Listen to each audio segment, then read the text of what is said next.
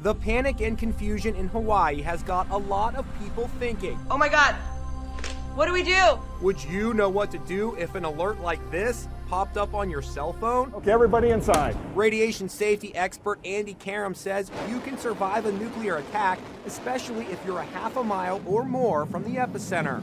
After an explosion, there's going to be fallout coming down, and the fallout can be intensely radioactive. If you're outside, that can kill you. Come on down. But if you can get inside, if you can get at least 20, 30 feet between you and where the fallout's coming down, that distance will save your life. Where are we right now?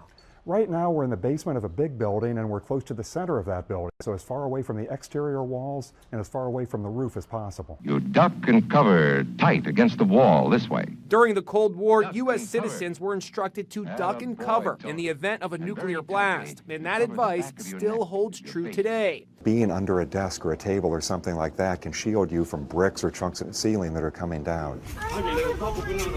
But what about that remarkable video from Hawaii of a little girl being dropped into a storm drain? Was that a smart thing to do? No, it's not. Columbia University professor Erwin Redlener is a leading expert on disaster preparedness. Certainly you're more protected than you would be if you're just on the street or in a car, but you're not going to be able to stay there for 24 to 48 hours, especially with a child, especially with no food, no water, no other supplies. What if you got the alert while driving? It happened to this motorist in Hawaii. This is not a drill.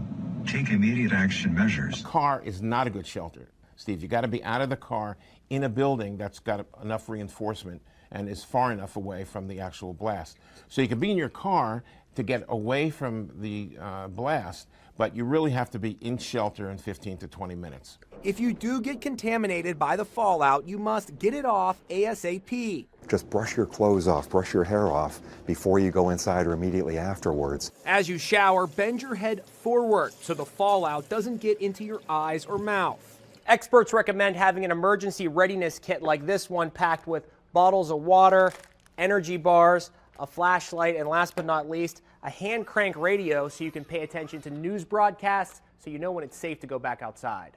How long should we stay down here? It really depends. It could be as little as 6 hours, it could be as much as 2 to 3 days until the radiation decays to the point where it's safe to leave. The alert in Hawaii turned out to be a false alarm. Someone pushed the wrong button.